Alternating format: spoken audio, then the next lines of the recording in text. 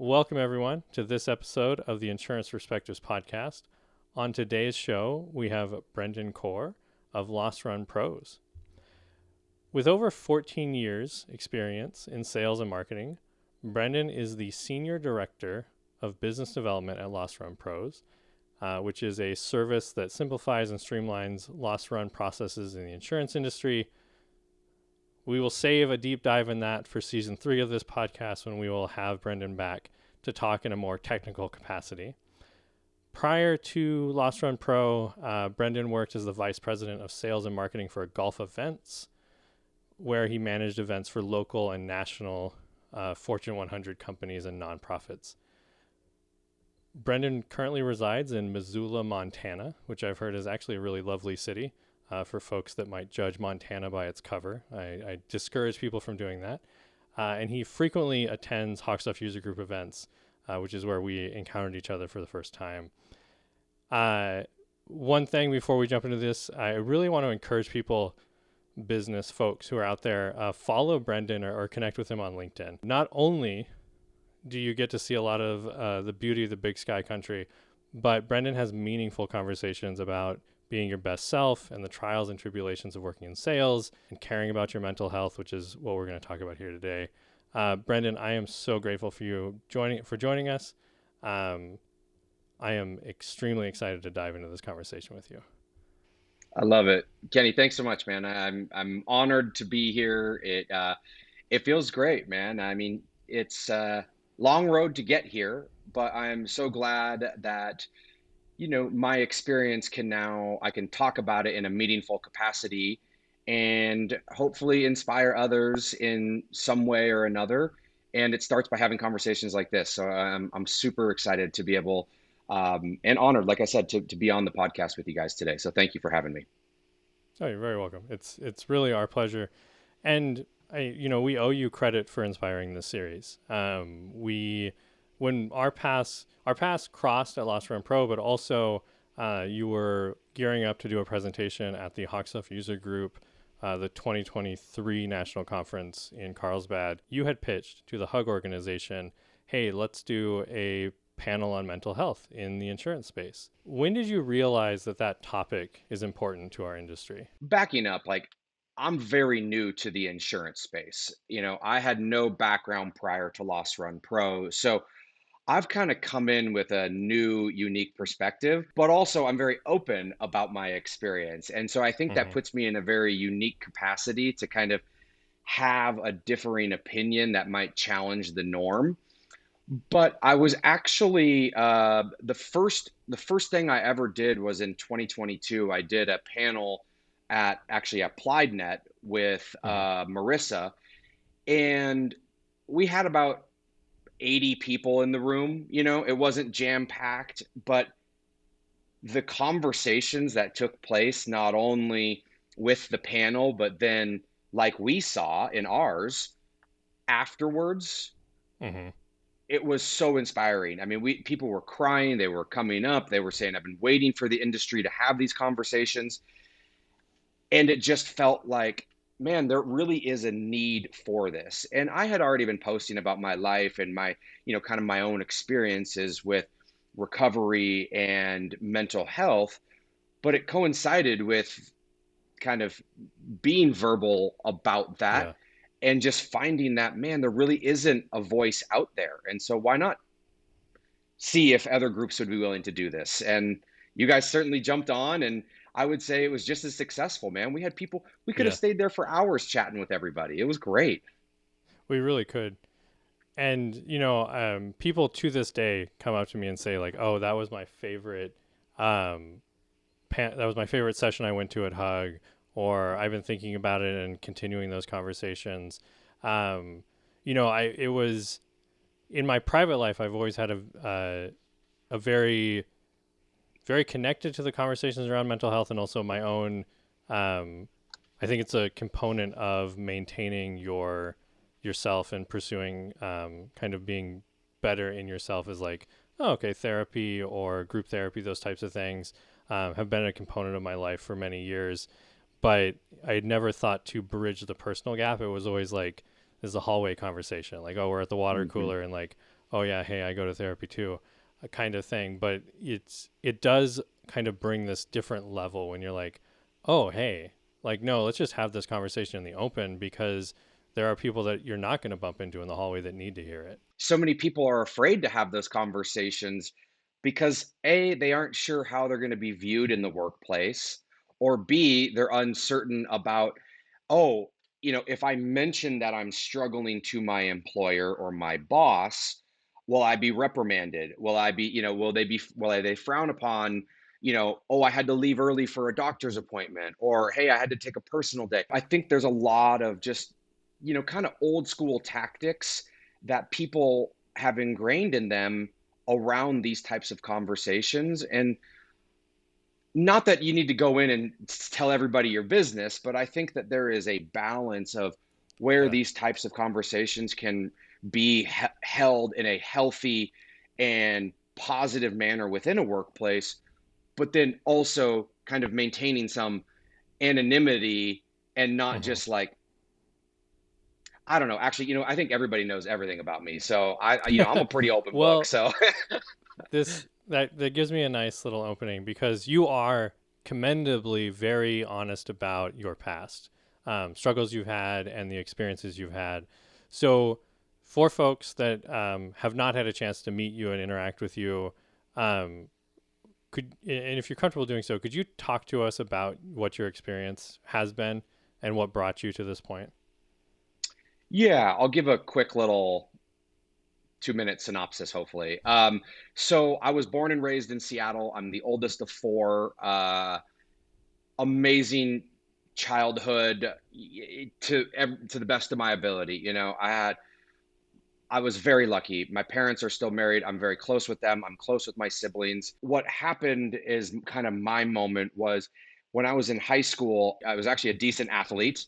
And I was pretty good at football, basketball, and soccer. But I ended up getting 5 concussions going into Oh, my junior year. And yeah, so it actually removed the ability for me to play any sports. And yeah. so as a 15, 16-year-old, I like lost my identity. And that was the first time where I ever really struggled with depression, identity, anxiety, but also 25 years ago, they didn't know as much about concussions. So like they just Yeah. like threw me back in the game and were like, good luck, until I really got knocked out on the field. That spiraled into really my first kind of spiral of drinking in high school, Hmm. where I wasn't running out of the locker room anymore. I was the guy hosting the keg afterwards. Hmm. Yeah. Like it was a way for me to still feel important and to find that identity because like I wasn't good. I wasn't a very good student. I wasn't in Hmm. band. I wasn't an actor. I had no other sports was it. Yeah. And I didn't really learn any healthy coping mechanisms Hmm.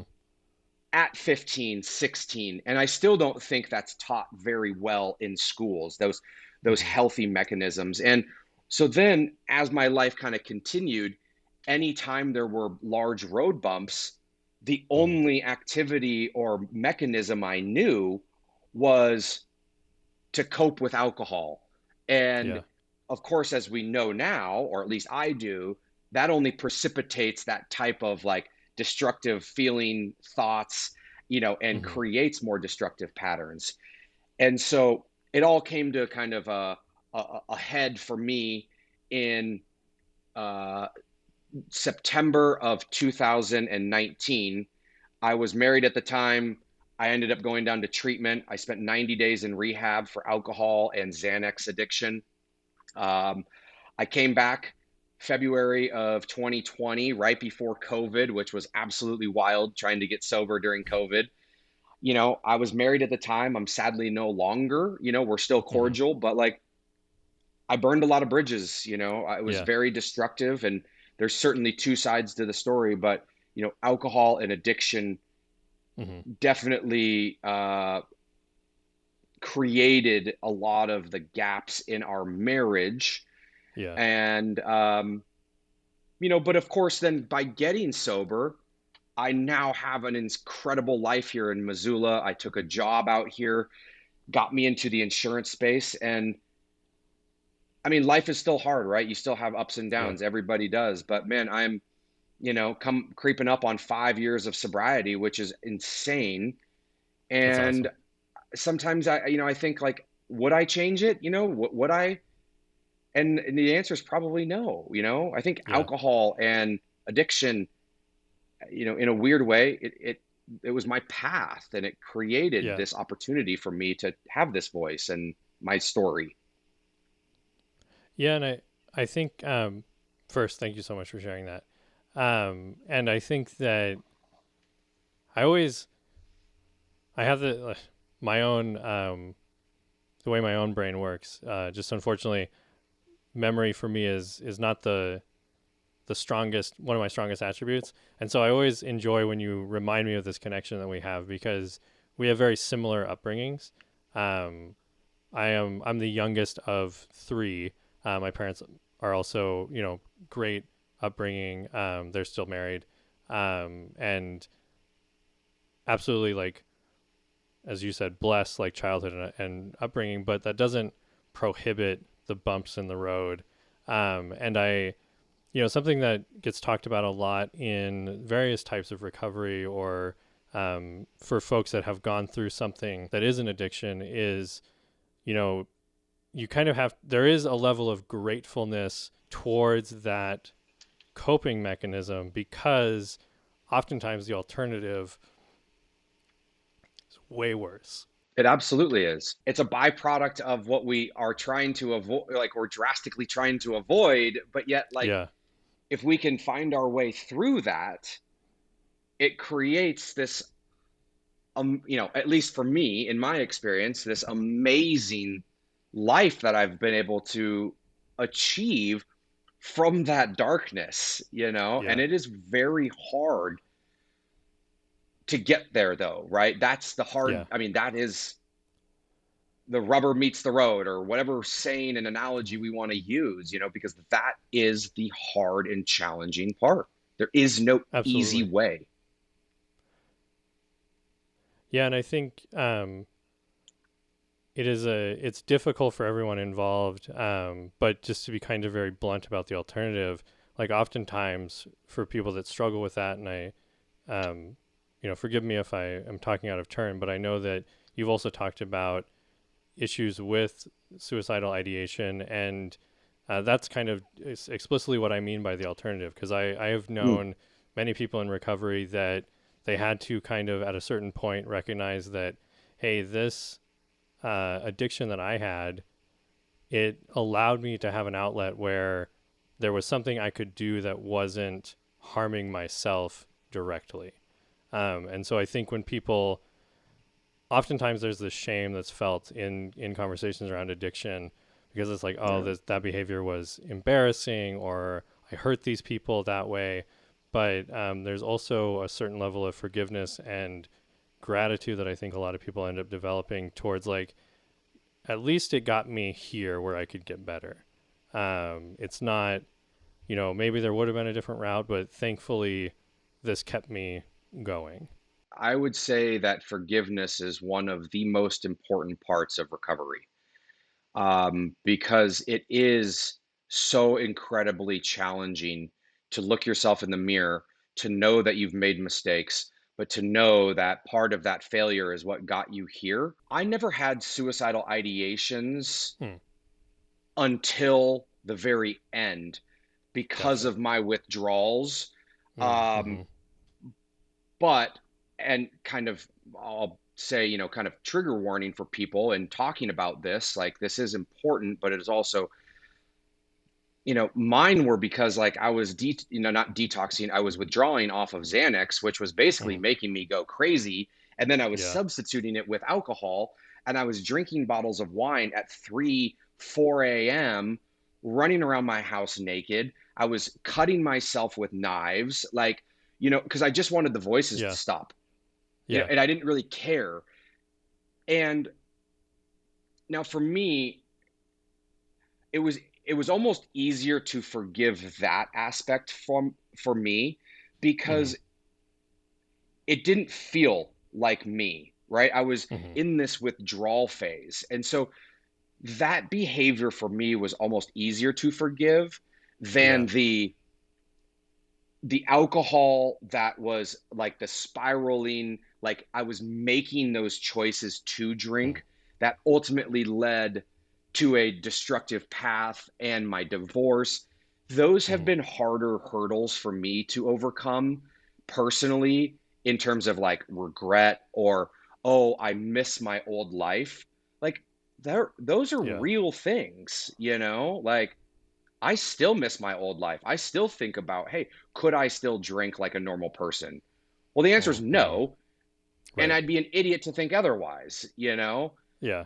But it's hard. And so I constantly have to work at that forgiveness to ensure that, like, hey, I'm feeling balanced today, and I've given Yeah. myself grace to feel a certain way. I really, really appreciate your candidness in these conversations because I feel like one of the things that people get isolated in is like, no one else has ever experienced this, or Mm. no one else would do something like this. No one else would be um, doing this behavior. And it's like, no, we all want to feel like we're special and individual and unique, and we are in so many aspects, but struggles often take very similar forms, and it kind of helps us be able to build bridges and like connect and say like, no, I've experienced this too. Um, I would love to know what types of actions from your friends, your family, your colleagues supported you the most through your recovery. Again, I'm very lucky. I'm a very outgoing person, so I have a very I have a very big family. I have a very big friendship group that I love and care for dearly, dearly, and it is very important for me, or those relationships are very important for me to maintain. Addiction is very, very lonely. Mm. Um, Struggles are very, very lonely because when you get to that end of the rope, there's not many people around, and it's usually because of yourself, right? Like, I've Mm. gotten myself there. Now, while I while I probably had isolated myself to a certain degree, I also don't like, a lot of my friends didn't realize how bad it had gotten. You Mm. know, Mm. and other than my immediate family, but when I went to rehab, my family, my friends, like, the support I got was unbelievable. Almost every single person I still talk to. There are a handful that kind of chose to maybe take a different path, and that is certainly okay. Like, I get it. I rub them the wrong way. They don't agree with how things transpired. My my addiction, my divorce, whatever. They showed up, they came and visited me, they called, they texted, they asked how they could help. I had friends when I first moved to Missoula that came out, they visited me just to make sure I was like making friends, and hey, Yeah. let's go play golf because we know you like to play golf. I felt so blessed with my family and friends and the community I had around me, and it definitely helped. Now, I didn't hear you say anything like, my friend who is a psychologist showed up and walked me through this process, or, a family friend that was a doctor came in and we went through these things. Real, and I don't mean to simplify this, but I heard people were present for me. People showed up. And I Yeah. think that it doesn't take an expertise to offer that help. Sometimes just kind of being present can be enough. Yeah. I mean, yeah, people definitely showed up, man. But I didn't realize it until after. Even my ex-wife, right? Like, Hmm. yeah, we had our differences, but man, like, she was a warrior for a long time. And did she do hurtful things also? Absolutely. But but she was there. My parents were Yeah. there, and it's hard to see the forest from the trees when you're in the. I didn't realize it because you're in it, right? And so by the time you realize what takes place, you realize the back end. Now, to your point, we had to figure it all out. We Yeah. didn't have a psychiatrist, a psychologist. Like, it was I went to like five different therapists. I went to three different Mm. doctors. I you, I went to like four different detox facilities. Yeah.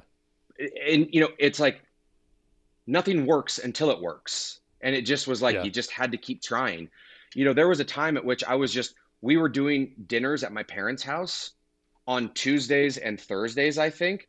And those were just Hmm. days that I was supposed to not drink. Mm. Sure. Yeah. Okay, Little well, baby steps like that. I was just drinking in the middle of the day, and then going to dinner. But Mm. like that's the way that they were trying to show up, right? They were trying to Yeah. have these intervals at which that my parents could put eyes on me, or that my Yeah. wife could bring me to a dinner and we wouldn't drink and it would be more Yeah. engaging, like various things. But it took a full community to get Yeah. me to realize I needed help and then to stay sober. Sure.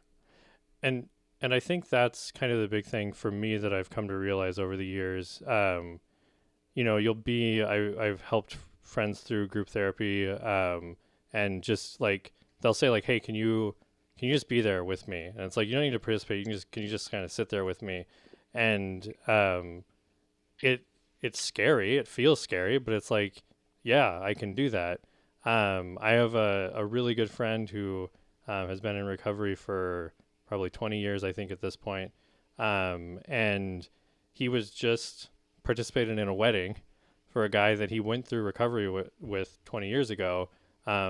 And, he doesn't see the guy very often, but he still shows up for those important things. And it's less about having all the right answers and more about just like, being able to be present and help them on that journey. Because I think a lot of people will get a kind of a hang up when these topics come up and they'll just be like, I'm not an expert. I don't know what to do. I'm just going to look away. And it's like, when people need help, oftentimes it's not an expert they need. It's just like, can someone help shoulder this burden for a second? Or can someone be present and like make me feel like I haven't destroyed everything through these actions?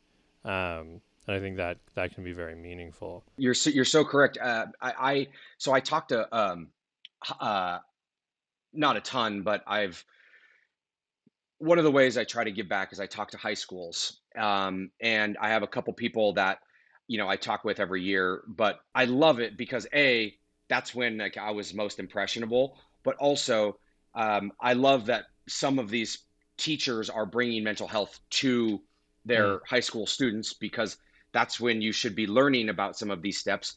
But to kind of piggyback on what you were saying, like I leave them with this thought of like just ask or just mm, listen, yeah, because more often than not, the weird kid in the corner might also have divorced parents, and you might yeah, have more in common with them than you ever cared to realize. Or they might hmm, have an alcoholic sibling who is physically abusive, and you might have a connection, or your dad yeah, might have died, right? Like it takes just listening and being able to say, that's a connection point. You don't have to get yeah, along, but it allows that person to feel like it's a safe space. And this goes for adults too. I just happened to talk about it to high school students. But, sure, if I just said, hey, Kenny, like, hey, I'm sorry, I'm not an expert on bipolar, but gosh, man, like, that feels really heavy, man. Like, how yeah, can I support you? I'd love, can I call you next week just to check in, right? Like, yeah, you don't have to be an expert, but you just have to be able to yeah, understand and have empathy to listen to yeah, people because it gives them the courage to continue talking about it and not letting it build up to then become more damaging, kind of cycles and behaviors that sometimes it becomes.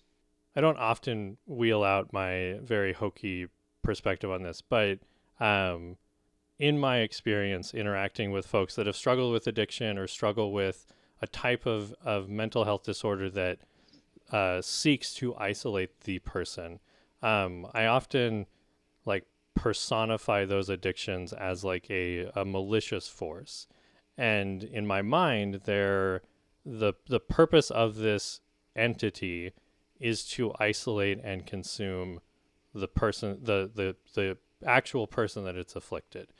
And in that sense, and you talked about isolating, and isolation. And I really like what you just said about like listen to the person, because that thing that's like preying on their brain and their mental health is it is trying to isolate them so that they are a better victim to it. They are more likely to perpetuate that behavior. And so offering them that lifeline and offering them like, say, hey, I'll check in with you, or, hey, I'll come have dinner with you so that your spouse can go on a walk and just be like, have a break, that type of thing.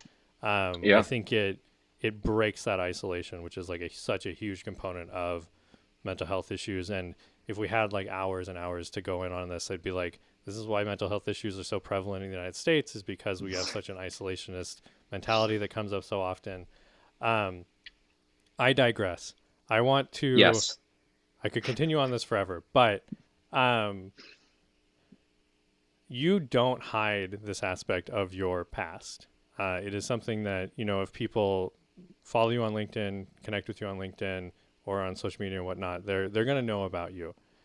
How does that factor into your professional life?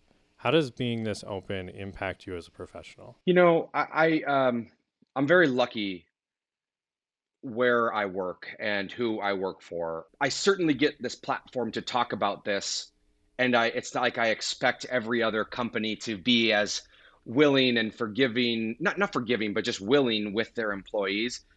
And I don't think that's the case. And I'm not ignorant enough to believe that every company is okay with somebody sharing, maybe as in Mm-hmm. depth as me. But thankfully, you know, Regan has always understood, as the founder of Lost Run Pro, she is we're similar in age, but also like I was very upfront with her about who I am.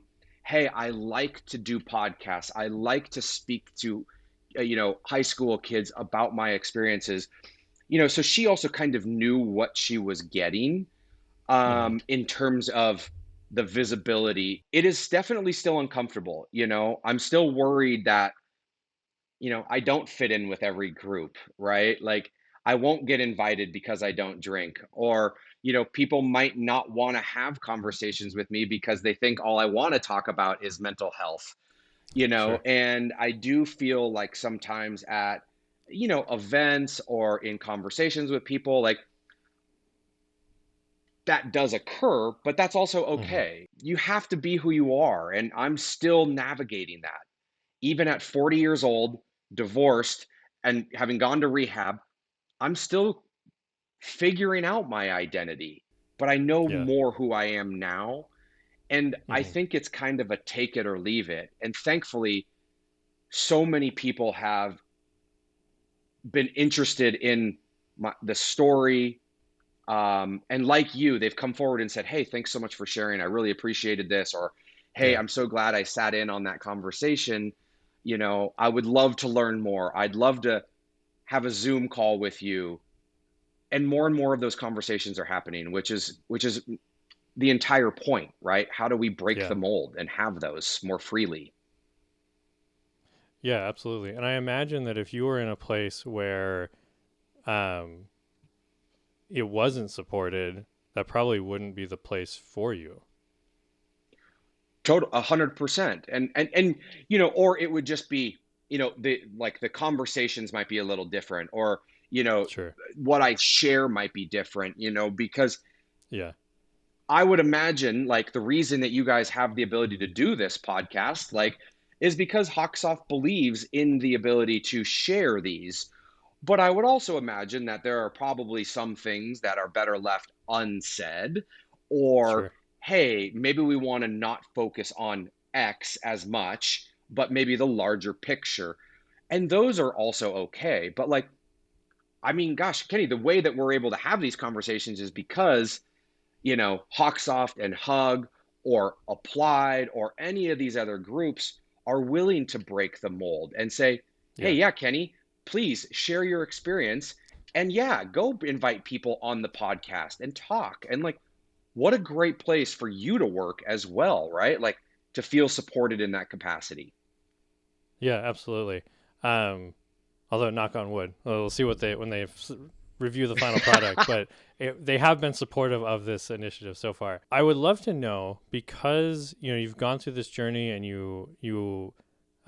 which is always going to be a process, but you seem to be in a really good spot. So for you, how do you take care of your mental health on like a day-to-day basis? Like what strategies do you use? Is there like you a meditation guy, or you like a go for a 5 mile run kind of guy? Like how are you maintaining your mental health?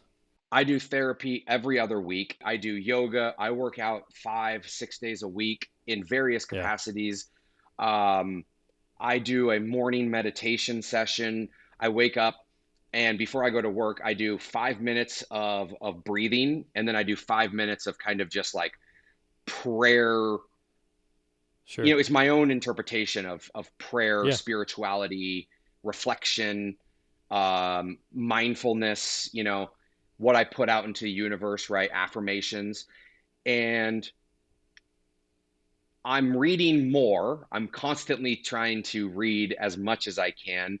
It's not yeah, a big thing for me. I'd rather be outside riding a bike. I'd rather be hiking, camping.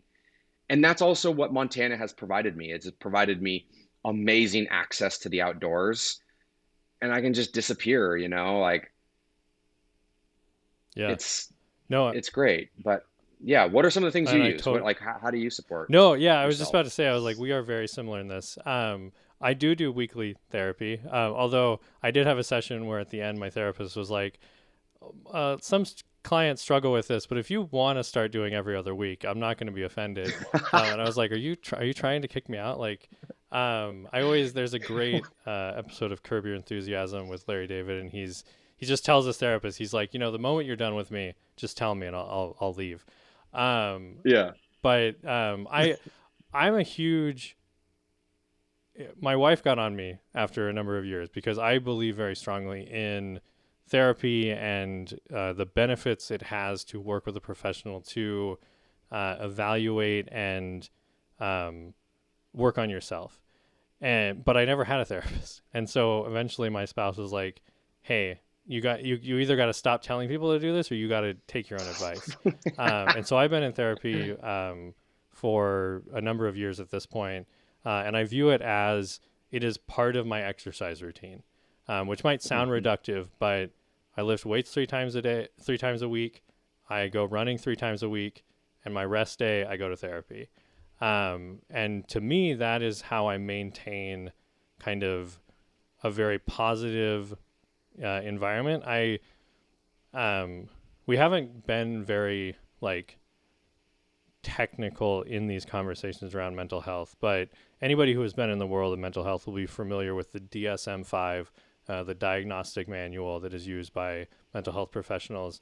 Uh, Technically speaking, I have this wonderful thing called major depressive disorder, and this fun little caveat where it's major depressive disorder minor, which means that it is major depressive, but it is a Right. minor issue that impacts my mental health. So for me, what I find beneficial and helpful is exercise and therapy. Totally. Yeah. And it's one of those funny things. I also have ADHD, which I take medication for. But the again, my spouse will always get after me. I was just like, "Oh, are you sad today? Or you have your major depressive disorder?" And I'm just like, "It's minor. It's just called major. It's this fun little quirk of labeling." I'm a habit driven person, and so I found during the pandemic there were things that were just like falling off for me, and so I just started journaling. Um, a piece of that is that I spent the last almost 21 years now at this point studying Japanese. And so I journal in Japanese as a writing practice, but then I started using it for like tracking, oh, hey, did you like floss today? Did you exercise Mm. today? Did you go on a walk? Did you get outside? And so habit tracking was something that was really beneficial to my mental health, was like, these are things that I have identified that make me feel better. And if I don't track that I'm doing them, then they fall off and I don't do them. Mm. It's that memory thing that I kind of alluded to earlier, where it's like, if it's not present in front of me, I kind of lose track of it. And so that was Right. one way where I was like, oh, hey, this allows me to kind of track these things and keep that progress going. I don't journal very often anymore, but I do love it. Just the simple method of writing Yeah. it basically slows you down, right? And it Yes. makes your thoughts more um intentional. Like, Yeah. I am feeling this. Okay, and then I write it. Like, there is that connection point. I know a lot of people who have had like, I'm a huge advocate for, especially in high school, like going back to those kids, like, I'm like, just start a journal. Like, it doesn't have to be like only girls journal. Like, I can tell you, it is so important because you guys have all of these feelings, and we still do Yeah. as adults, like, it's crazy. Okay. We've been going very long, which is totally fine because I think this has been a great conversation for our customers. But I want to give you an adequate amount of time because you opened before we started recording, telling me and telling Jeff, our producer, about a super exciting project that uh, just came out. And so I'd love if you could end this conversation by talking to me about Project 55. I love it. Yeah. So, and thank you for giving me the platform again, not only to share my own experiences, but also to kind of wrap up with this, because as we launch this, so Justin Goodman and I, he's the CEO of Total CSR. Him and I spoke on a panel at the Applied, which is where him and I met. He came to me and a few other people in March of this year and said, "Hey, I have this idea. You know, we were so successful in our panel, and there was so much great stuff that took place, but I don't see it being reciprocated in the industry, right? Like, where are people having these conversations? Where are people finding access to this information?"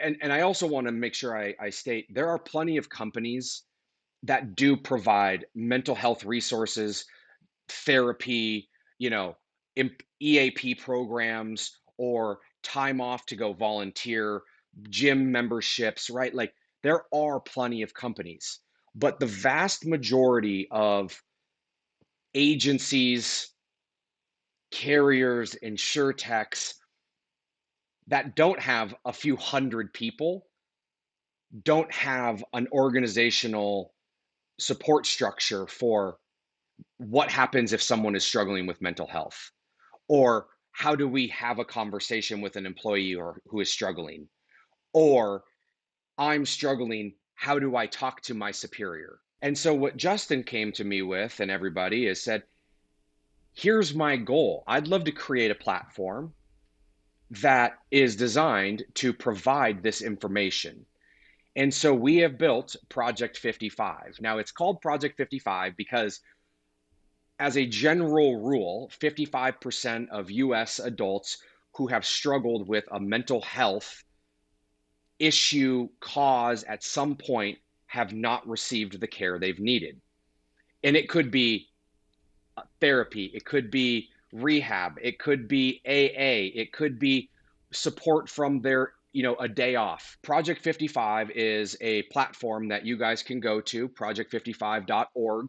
The website will give you some information, but our goal is to educate, equip, and empower individuals within the insurance community to have the knowledge about whatever mental health struggle they might be faced with as an individual or as an employer, to learn more. But then also, there will be a community aspect. So when you sign up, we're going to have the ability for community discussions. I could post in there that says, "Hey, I'm struggling. I've been drinking at work. Does anybody have any um, ideas of how to talk to my boss or my superior, because I think they're figuring out that I'm showing up to work drunk and drinking on the job." Mm-hmm.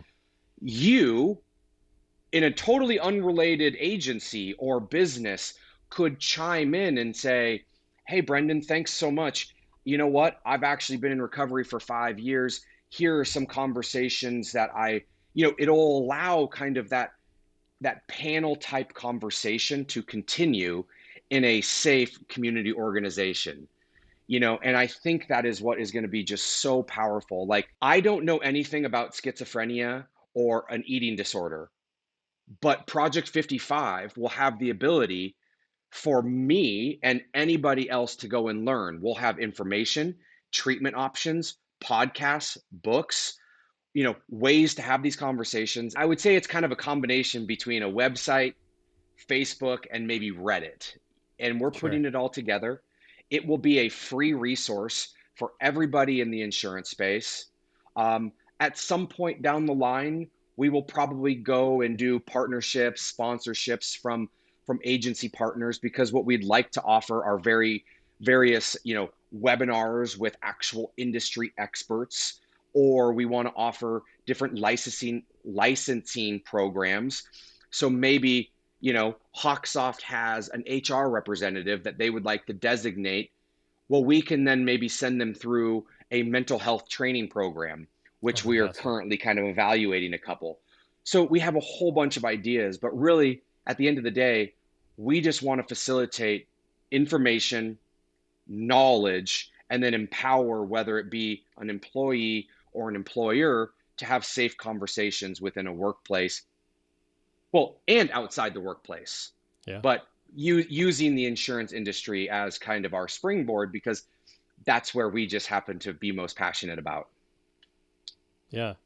Absolutely. That is so awesome. When you showed us the website and everything that's been worked on there, it was just the word that came to my mind was kismet. It just felt like a great timing, and I'm so glad that we would be having this conversation while you're launching that Yeah. project.